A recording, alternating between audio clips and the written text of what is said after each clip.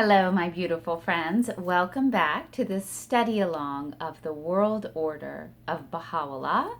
Here to just study and explore what exactly the World Order of Baha'u'llah is, as articulated by Shoghi Effendi in these letters, and of course, Baha'u'llah himself and Abdul Baha. If this is all new for you, welcome. Linked below, you'll find all kinds of resources to kind of get you up to speed with this series and this channel. So I'm just going to dive in. This is a subsection of the letter, The Golden Age of Baha'u'llah, called The Station of the Bab. Not only in the character of the revelation of Baha'u'llah, however stupendous be his claim, does the greatness of this dispensation reside. For among the distinguishing features of his faith ranks a further evidence of its uniqueness, the fundamental truth that in the person of its forerunner, the Bab, every follower of Baha'u'llah recognizes not merely an inspired enunciator, but a direct manifestation of God. Just want to interject here.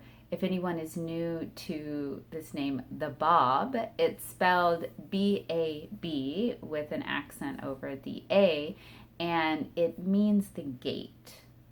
It's a title that means gate. It is their firm belief that no matter how short the duration of his dispensation, and however brief the period of the operation of his laws, the Bab had been endowed with a potency such as no founder of any of the past religions was, in the providence of the Almighty, allowed to possess. Whoa, you guys. So Shoghi Effendi is telling us that even though he had a short dispensation, the Bab was endowed with a potency such as no founder of any of the past religions was allowed to possess.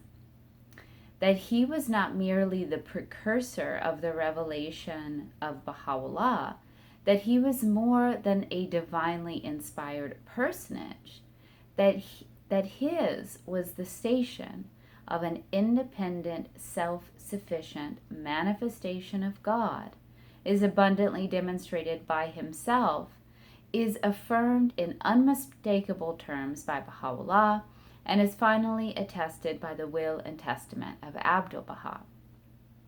Nowhere but in the Kitab-i-Agan, Baha'u'llah's masterly exposition of the one unifying truth underlying all the revelations of the past, can we obtain a clearer apprehension of the potency of those forces inherent in that preliminary manifestation with which his own faith stands indissolubly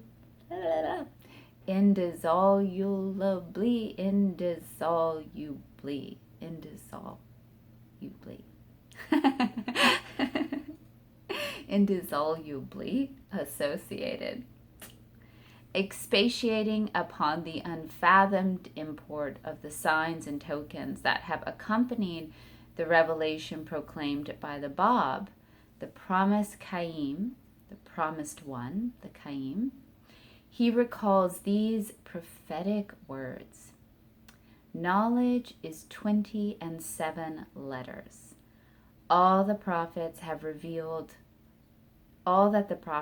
revealed are 2 letters thereof. No man thus far hath known more than these 2 letters. But when the Qaim shall arise, he will cause the remaining 25 letters to be made manifest. Behold, adds Baha'u'llah, how great and lofty is his station. Of his revelation he further adds, the prophets of God, his saints and chosen ones, have either not been informed, or in pursuance of God's inscrutable decree, they have not disclosed. And yet immeasurably exalted as is the station of the Bab, and marvelous as have been the happenings that have signalized the advent of his cause, so wondrous a revelation cannot but pale before the effulgence of that orb of unsurpassed splendor, whose rise he foretold and whose superiority he readily acknowledged. We have but to turn to the writings of the Bab himself in order to estimate the significance of that quintessence of light, of which he, with all the majesty of his power, was but its humble and chosen precursor. Again and again, the Bab admits in glowing and unequivocal language the preeminent character of a faith destined to be made manifest after him and to supersede his cause. The germ, he asserts in the Persian Bayan, the chief and best preserved repository of his laws.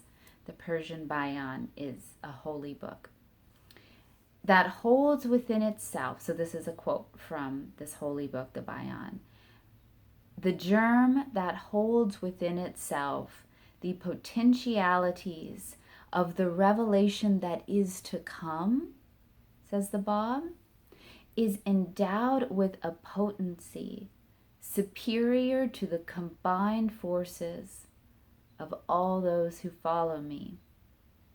Of all the tributes the Bab repeatedly proclaimed in his writings, I have paid to him who is to come after me, the greatest is this: my written confession that no words of mine can adequately describe him, nor can any reference to him in my book, the Bayan, do justice to his cause.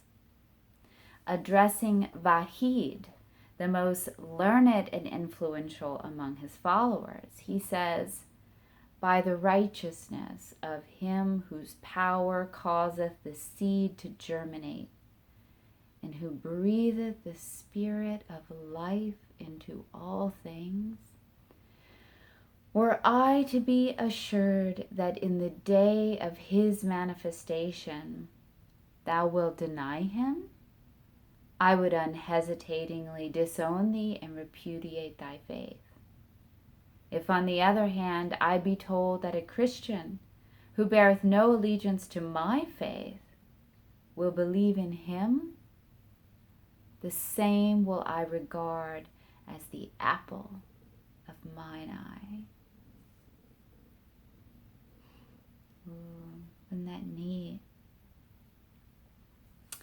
Well, thank you so much for joining me, friends. I'm going to keep this one short because that was so beautiful and thorough, and the next section's going to get really juicy. So be sure to come back next week, 2 p.m. Central Standard Time. If you hit the subscribe button, it'll help you never miss a video. Feel free to like if you did indeed like this video. It just helps other people find it. And for those of you who watch all the time, I love your comments. So please feel free to share any of your questions, reflections, thoughts on what we have been reading. And I'm just going to leave it there.